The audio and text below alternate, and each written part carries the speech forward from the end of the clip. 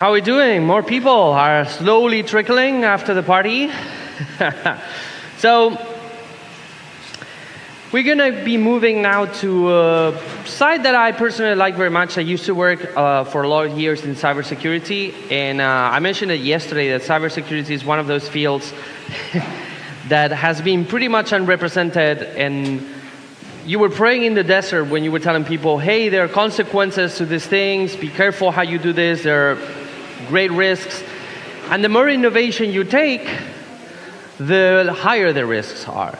So if you start working and operating in with IoT devices, for example, what we call in cybersecurity, your attack surface suddenly starts increasing. If you start playing around with things like generative AI, suddenly a new surface appears where you can be hacked through the AI. There are new stuff like, well, now it's not that cool to talk about blockchain, but you're playing with blockchain, you're opening yourself to a new vector of attacks. And precisely to talk about all these new trends that are coming and what happens when you take in innovation and what risks are associated from the cybersecurity perspective, we have someone that has extensive experience doing this, all the way from Argentina via New Zealand and landing in Barcelona. He's been devoting his time to technology and cybersecurity for many years, ending up in blockchain, ending up right now becoming the cybersecurity manager at Siemens. So please welcome to talk about innovation risk, a cybersecurity perspective on unintended consequences, Facundo Mauricio. Please, big applause. Thanks, Ben. All righty. Good morning, everyone. How are we doing? Okay, so let's get right into it. So first things you need to know. When I'm referring here to cybersecurity, I came from a very different point of view. I'm not here to talk to you about cybersecurity thinking like, how should I protect my phone or how should I protect my notebook? I'm here to bring you a different perspective of what is cybersecurity in the context of the new reality. The reality is that every day we use technology more and more to, let's say, manage our reality. Right? So we get our information through our devices, we are connected all day, and the reality that we live and we go through is defined to some degree by those devices and in the interactions. My specialty, my focus, is a more strategic cybersecurity. It's how do we use cybersecurity and how do we protect people and organizations from cybersecurity risks that are not just technical risk, but a strategic risk.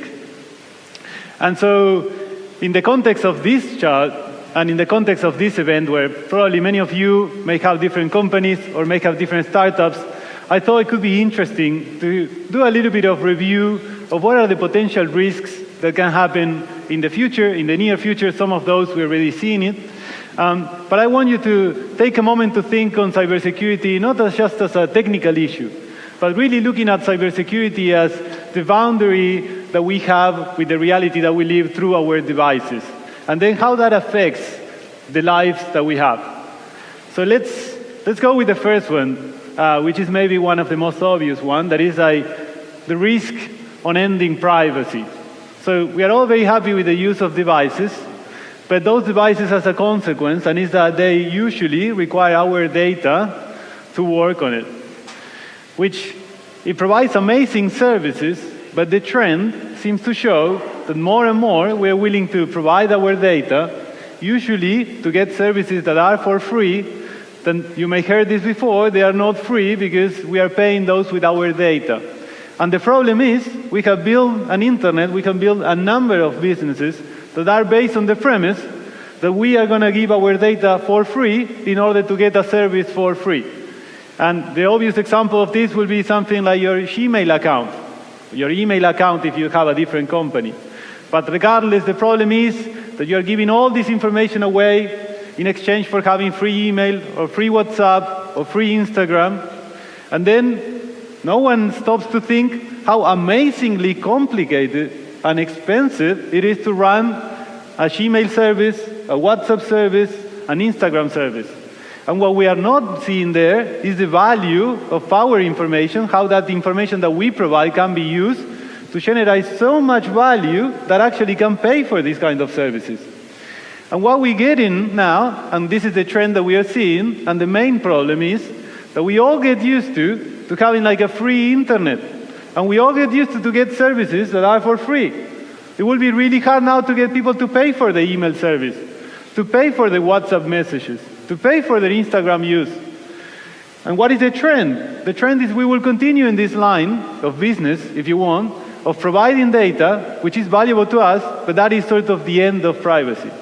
In the sense that it's going to be really tough to change the mindset of the people so that instead they value more their data than they value the services that they get for free. And why is this an issue? Because if we keep this trend, it's going to be really, really tough to have some remain of privacy. And I'm not even going here into the issues with governments about privacy. This is just on the business sector. And so for the entrepreneurs over there, when you're thinking on a service and thinking on giving a free service, which is always good, also think on what are the privacy consequences for this. Let's get to the next one. And this is very interesting. So as you know, I work for Siemens, and we do a lot of critical infrastructure. And one of the issues that we found, not in Siemens, but in general, this is more for business in general, is that we are creating an amazing, let's say, technology society. And that is wonderful. Everything is connected. Everything is centralized. I can go into one screen and look what is happening across many organizations, and I can see the different processes for water purification, for nuclear reactors. I can see it all together in one screen. I can even use my phone and have an app, and I can control a full house automated. But everything is connected, everything is centralized, and this is an issue that we usually call resilience.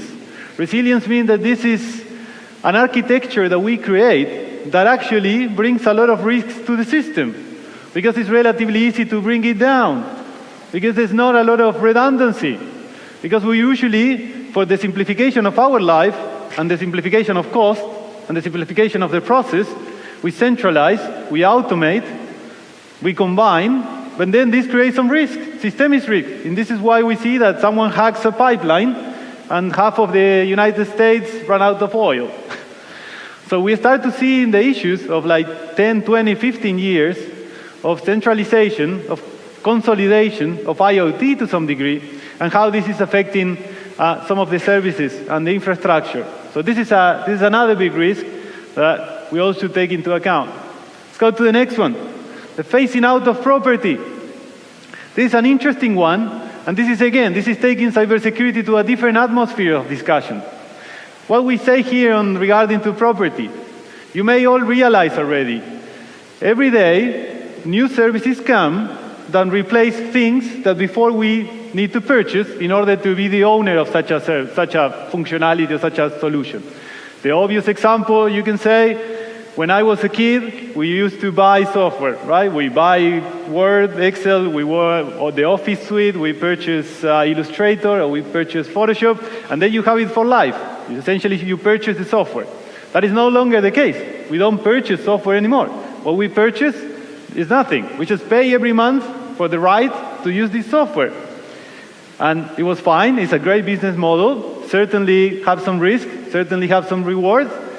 But this is a business model that was so successful in technology that we started migrating the business model to different areas.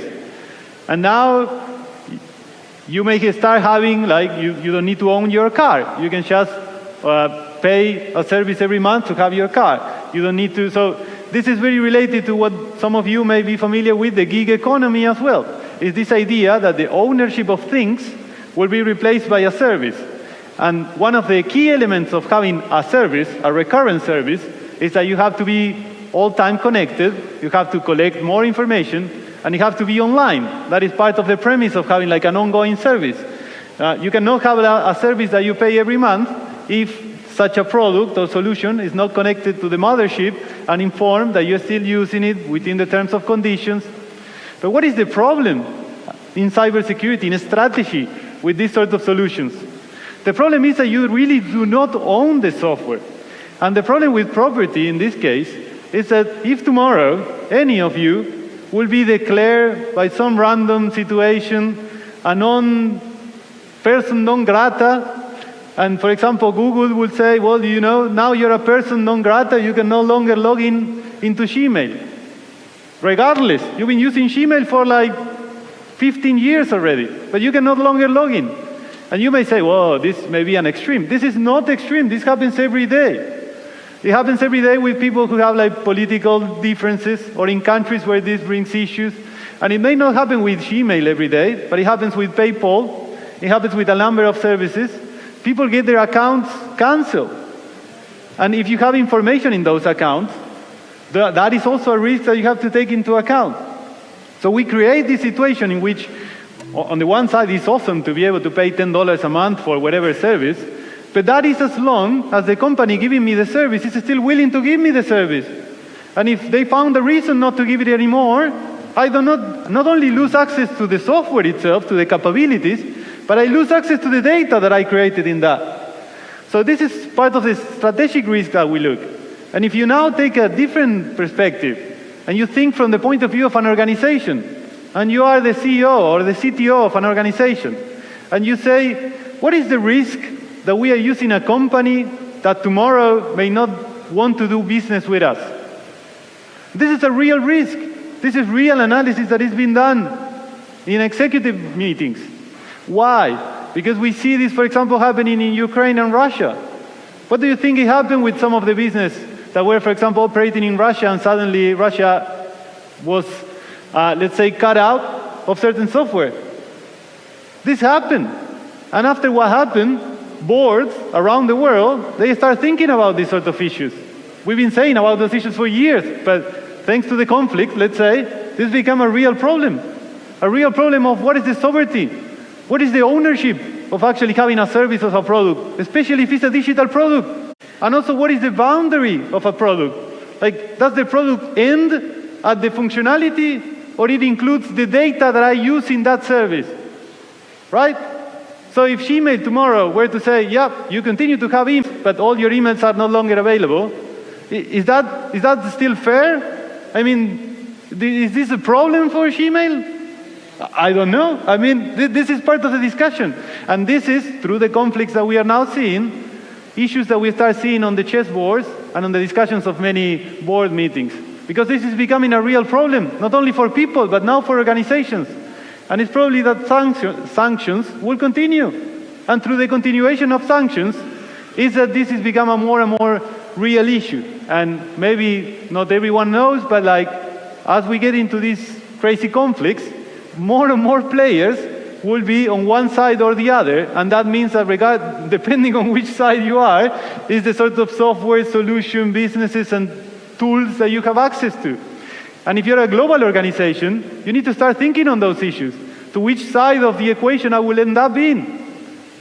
And this is, by the way, why we see in countries like China, like Russia, like Iran, and some others, that start having their own internet, their own version of internet, in which they have pretty much sovereignty over that internet.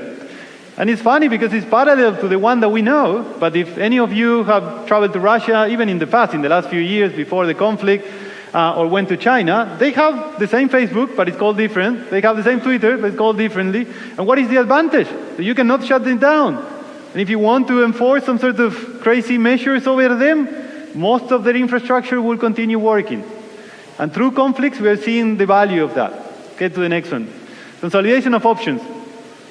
This is something that we also see on the strategic sense, let's say on the board.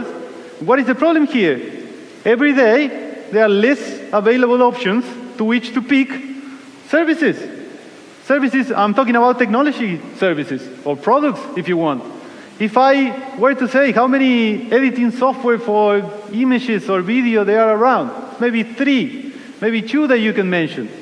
Why is that? Well, of course, we went through like maybe 20 years of amazing financial advantages, and then the big companies were able to purchase the small companies. And this is not try to make a political point, but the point is that if you've been following different technological markets, you will see that every year there is less and less potential partners for complex technology.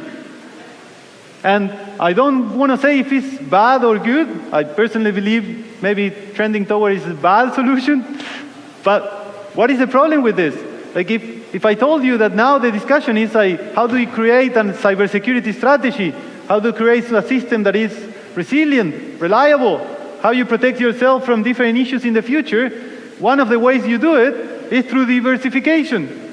But the problem is, like every year, we see less and less partners and options and companies willing to provide those solutions.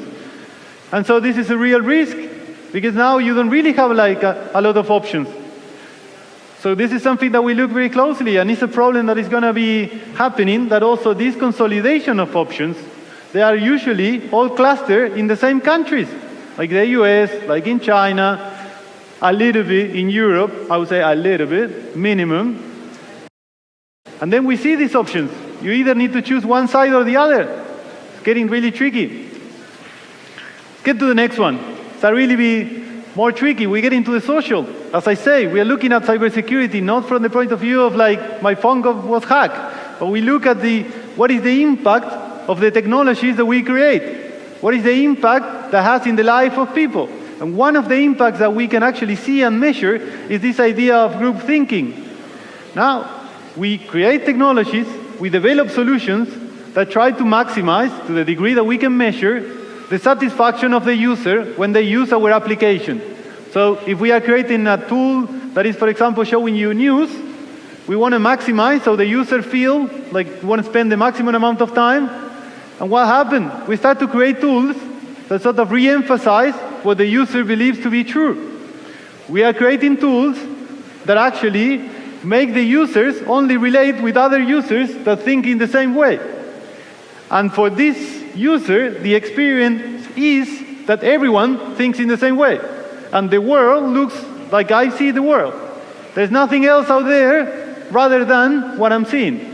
And I've seen a lot of startups going through this phase of creating products in which the idea is to try to bring satisfaction to the customer, which is amazingly positive for society. But also, if you don't put some stops there, and if you just create an algorithm that will make people happy, maybe what makes people happy sometimes could be detrimental for the society on its own. And this is some of the risk of like just giving people the chance to just see a small portion of reality. And by creating these tools that facilitate that you only see what you believe to be true, or the version of the story that will help you, we facilitate this group thinking. And the problem is, we got so used to see reality through our devices that most people don't go outside to the real world to check if what the device is showing is the reality or not. So these kind of technologies, these kind of solutions that we create, and we see this a lot through social media, is what it helps to create this group thinking. Because people really think that that is the world that we have. And the next one is very related with this idea. So this is a lack of a unified reality. So let me bring you an example that I usually bring in many of my talks. When I was a kid, there were a few newspapers, and the family will purchase newspaper maybe once a week, maybe every day, depending on the family. But there was maybe 3-5 newspapers, and among them, there was a general sense of a unified reality. That doesn't mean that the paper wasn't lying back then. That is not the argument by any means. They were maybe the same, they were lying even more. But the problem is, or at least the advantage was, there was some sort of consensus about what was happening. And I'm not saying that that consensus was true. This is very important to understand. But there was a consensus of what was happening. And through internet, we created a lot of access to different information. And we now created the tools so that people think that there's different, like completely different realities. And if we keep creating tools that actually facilitate that view, that there is a bunch of different realities, but I only consume the news or the tools that only show me one portion of that reality, whatever that is, that everyone believes. The problem is that when I'm talking to someone else that consumes something different, I'm no longer talking to a person that actually have the same view of reality than me. We live in completely different spaces. We don't share a common reality to argue about. We are talking like on different planets. And this is something that, funny enough, it brings a lot of revenue to companies. And we create business models around showing different realities. Because once you hook up someone in a particular reality, they start consuming a lot of that content.